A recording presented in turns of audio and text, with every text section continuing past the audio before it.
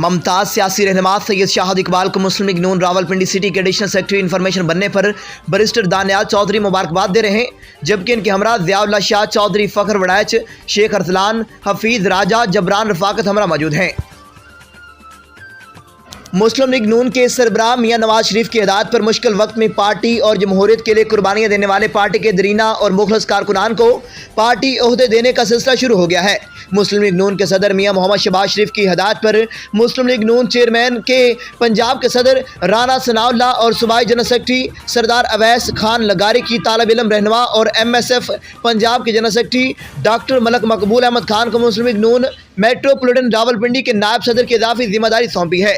اس سلسلہ میں جاری کردہ متعدد نوٹیفکیشن مسلم لیگی رہنماؤں اور کارکنان کے حوالے کیے گئے۔ مسلم لیگ نون میٹروپولیٹن راولپنڈی کے صدر سردار محمد نسیم نے گزشتہ روز ڈاکٹر ملک مقبول احمد خان کے حوالے کیا۔ وزیر اعظم کی سابق مشیر حنیف عباسی، سابق سینیٹر چودھری تنویر خان، ارکان قومی اسمبلی بیگم طاہرہ اورنگزیب اور محترمہ سیما جیلانی اور ایم پی اے زیب النساء اوان اور باقی تمام دوست احباب بھی اس موقع پر موجود تھے۔ چیئرمین متحدہ علماء محاذ اور امن کمیٹی معروف مذہبی اسکالر علامہ پیر سید اظہار بخاری نے متاثرین افراد کے لیے فنڈ قیام کو خوشائندہ قرار دیتے ہوئے کہا ہے کہ متاثرین افراد کی خدمت کے لیے عالمی فنڈز کا قیام انسانیت کی بہت بڑی خدمت ہے۔ عالمی فنڈ کا قیام وزیر اعظم شہباز شریف کو کوششوں کا ثمر ہے۔ جدید ٹیکنالوجی کے باوجود انسان خدائی طاقت کے سامنے بے بس ہے۔